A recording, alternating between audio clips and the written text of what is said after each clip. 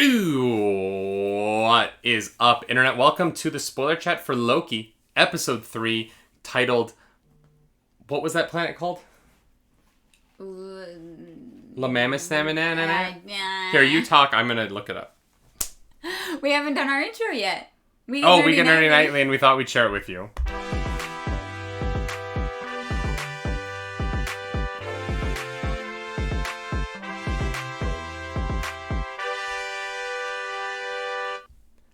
Lamentis. Okay, that is right. That is right. I do say that, don't I? Yeah, every time. Yeah. Welcome back. It's spoiler chat. We're gonna talk spoilers. If you haven't seen the episode yet, leave. Yeah, don't. Although not a lot happened in this. Yeah, but there's big spoilers for like MCU in this. Yeah, for sure. Should we get to the big one? Yeah, right. Dive in head first. She's not Loki. No. She's also not Enchantress. She's Sylvie Lushton. Which, for me, I'm like, sure. Alright, let's get into it. Sylvie Lushton is a version of Enchantress. But not a version of Enchantress. She takes the name of Enchantress. Okay. But she is a human being who either Loki gives powers to, or Loki creates.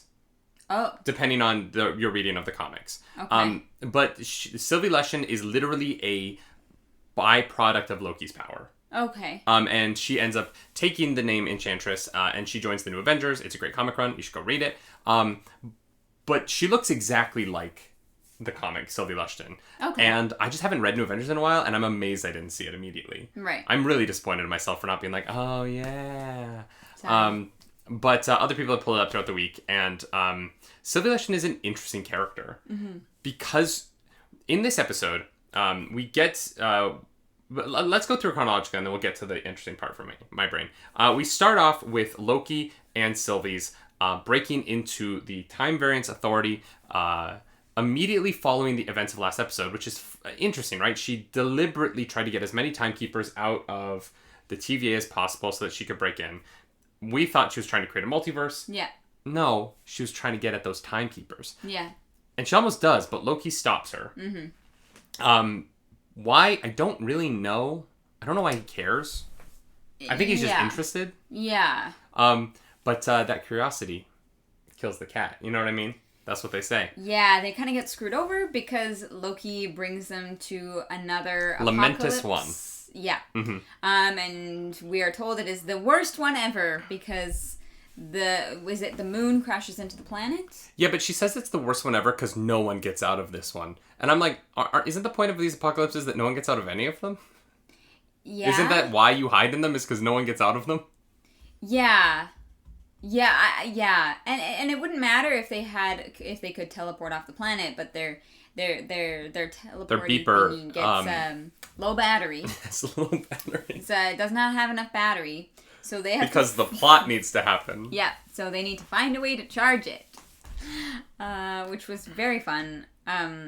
The random woman that they met in the cabin, I thought loved her. Very fun. Very She was fun. there for like 5 minutes, but it was a great 5 minutes. And it was a great scene to show the difference between the two of them and both of their failings. Mm-hmm. I will say this, going back to the beginning scene in the Time Variance Authority, I will say it is amazing to me that in the first episode, the Time Variance Authority seemed like this like impenetrably powerful, amazing society. Mm-hmm. And then in this episode, Loki and Sylvie kick their butts so hard. Yeah. Also, another point, the action in this episode is so much better than the last episode that it's like night and day. Yeah, it's so much better. It was huge improvement. Really interesting to watch. It was intricate. Mm-hmm. It was fast. The Holly fight where Sylvie does the like backflip off the wall while holding, I was like, that was some like Black Widow stuff, and I loved it. Yeah, yeah. The combat in this one is a 10 out of 10. So they get to Lamentis. They have to get across the planet. They have to go on a train. Loki gets drunk. They get kicked off the train, literally thrown out the window. Yep. I've never known police officers who are like, we should arrest them. No. Just throw them out the window. We don't need to know what's going on here. We just need to throw them out the window. It's fine. Hey, it's a different planet. You never know. They it's probably also 2077. We don't need to find out how they got on here, if they have any co-conspirators. We don't need information. Let's just meh. I mean, yeah, the planet's kind of about to die, so... Yeah, I did like that it was 2077. Yeah. Yeah. And it was very neon once you got to the city. A little cyberpunk. It's all falling apart. I was like, oh yeah, this is like cyberpunk. Yeah, that was fun. I had a great experience with Cyberpunk. Read my review. Play it on PC. It's pretty good. Don't play it on anything else. So they get to the city, and this is where the like big moment happens, right? And it's not that big a moment to Sylvie. She thinks it's nothing, right? But they have this conversation throughout where they're trying to earn each other's trust and talk about love. And Loki says love is a dagger, and I agree with that. Love hurts. Right here between the third and fourth rib. But Sylvie brings up that the timekeeper who she had kidnapped and pulled out of the time stream and went into her head, that went into her head and like was like learning things about her. Not the timekeeper, like, but one of the like time, like. Aren't they called timekeepers? Aren't those the three beings? Aren't they the timekeepers? Oh, in my head, those were the Time Lords, but they're probably not the Time Lords. Probably not. I think Doctor Who has that, like, copy written. Sure. So whatever, the Time Cop? No, Time Cop's also a thing. I don't know what they're called. Yep. The agent, who she invades her mind in the very opening episode here. Yeah. Where she pretends to be her friend in the Bahamas. She brings up that the agents are not created by the Timekeepers. No. They are people who have been pulled off of Earth. Yeah, that they are also variants. So the TVA is the bad guy in this show. Mm-hmm. Even more so than we thought. Yeah, and because the people don't know. Mm-hmm. They think that they have been created by the Timekeepers. Right, this is what we've learned from Mobius. What's interesting about this is that it is the opposite of the storyline of Sylvie Lushton thinking that she's a real person, but is actually created by Loki. And so the information, if they go with that comic's interpretation, right? Mm-hmm. But there is a world where the story that she is telling Loki is quite literally the exact opposite of her own story. And that's really interesting, right? Because Loki's realization is that he can win over the people who work in the Variance Authority. Yeah. Because he has this information now about them. Mm-hmm. He thinks that if he tells this to Mobius, he is going to win him back or whatever, Yeah. But that betrayal that they're going to feel is the same betrayal that Sylvie's going to feel when she finds out that Loki created her. Right? And so playing with like her giving information that is the exact opposite of the information that relates to her own being is such good writing. Yeah. I love it. Yeah. I love it. So this episode was great. Yeah. Yeah, the show kind of started off like mid-range. Like it was good to look at. The acting was good, but I was not sold on it. And now I gotta know. Yeah, the last episode and this episode, the pilot was all right in my opinion. It like got us here. Yeah, the pilot had a lot of work to do, and I respect that. Yeah.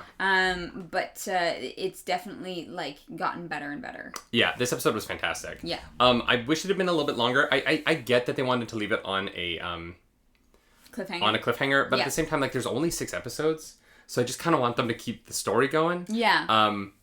But I'm sure like Mobius shows up at the beginning of the next episode and is like, I found the apocalypse that you're in, you're under arrest, and Loki's gonna be like, I know that you were a person who was kidnapped by the Time Variance Authority. Mobius is gonna be like, that's a lie, and then they're gonna throw Sylvie and Loki in a cell, and then Moby's gonna do some digging behind the scenes in the Time Variance Authority. He's gonna realize that Loki was right, he's gonna break them out, and they're gonna work together to bring them to the Time Variance Authority, creating a multiverse, at which point we are going to get Peter Parker, and Peter Parker in Spider-Man No Way Home. I've solved it. I figured it out.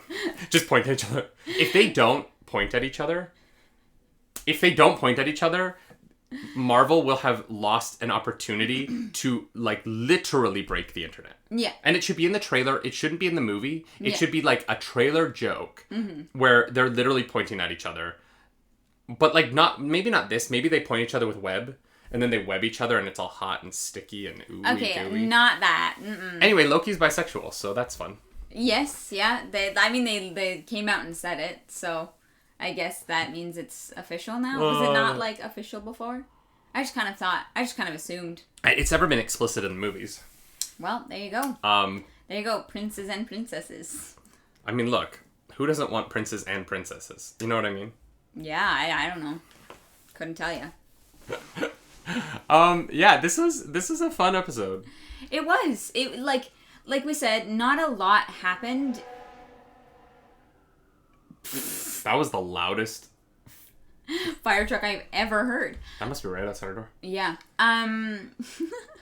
Yeah, not a ton happened, but also we got a lot of information. And a lot of character development. Like, it was really nice to see. Like, I was, when they introduced Lady Loki, or what we thought was Lady Loki at the end of the last episode, I don't know. I was like, okay, I hope she's interesting. Mm-hmm. Right? Because we didn't really get to see her much. She was so like, I'm so smart and I figured everything out.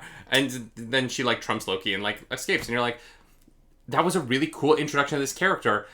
Please, God, have depth and intrigue and make me like you so that I want to go on this adventure with you. And even if you're the villain, I love villains who I sympathize with until the very end, right? Yeah. And this episode, they were like, we are going to make you fall in love with this character. And I really did. Like, I really am so enamored with this version of Loki or Sylvie or whatever she ends up being. Yeah. I just thought she was... And this actress is crushing it. Yeah. Like, really going toe-to-toe with Tom Hiddleston, who is a fantastic actor. Yeah. The two of them together are, like, just captivating, Well, and Tom Hiddleston's been in this role for over a decade now, right? Yeah. So he is just, like, he's got it in his bones at this point. Mm-hmm. And so it can be hard to act against someone who is so familiar with, who just has that, like, rhythm going. Yeah. For their character, and she just had her own rhythm, and it was really nice. Yeah. And I just, especially the scene at the table on the train where they're talking about love, I felt their connection, not romantically, but like their intellectual connection. Over the trading of ideas in a way that it was Tom Hiddleston connects with other actors on screen so well. He did it with Owen Wilson in the first 2 episodes. He's doing it now with Anna, I can't remember, I think it's Anna DiMartino. I hope I got that right. And I mean, maybe it's just him, maybe like being around Tom Hiddleston. I have actually just has an aura. I have actually spoken to Tom Hiddleston, so it didn't go well. I got very nervous. You could apologize. I'm sure he's gonna see this. Yeah. The first thing I ever said to Tom Hiddleston was, I was an extra on the set of The Avengers, and he, like, walked up to a conversation I was in with other people, and I was like, oh, hi. I didn't think I'd be taller than you. So, well done. I'm sure you don't remember that, Mr. Hiddleston, but if you do, I'm so sorry. But David thinks about it every day. Well, your face is everywhere, so it's hard not to think about the fact that I fucked up my first conversation with you, because I got nervous because you're a very attractive man. That's fun.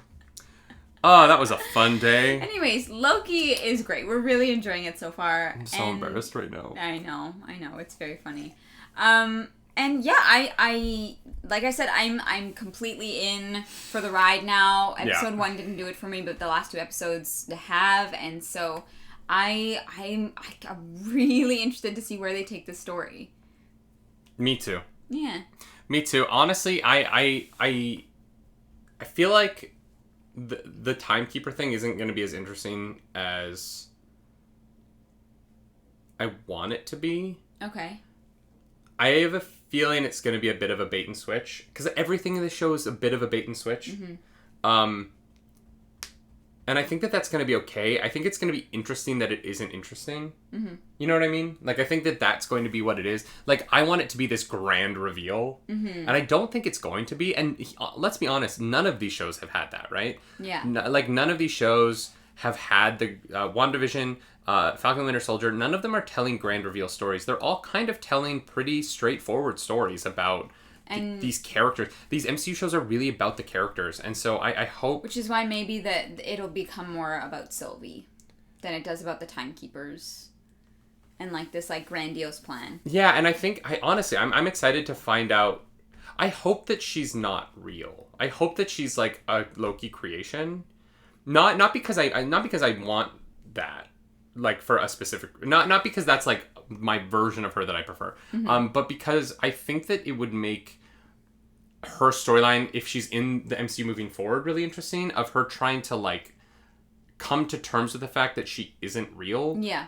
but she feels real, and that is like it's that whole concept of like being alive is just perceiving that you're alive. Like our perception is our reality. Yeah. And I think that like she's a strong enough actress that she could really play and give a long-term story of a character who has to make the decision that her reality is enough to make her real. Yeah. And you know, I think that that's a really interesting story, and I think that they could do a lot with that character with this. Mm-hmm.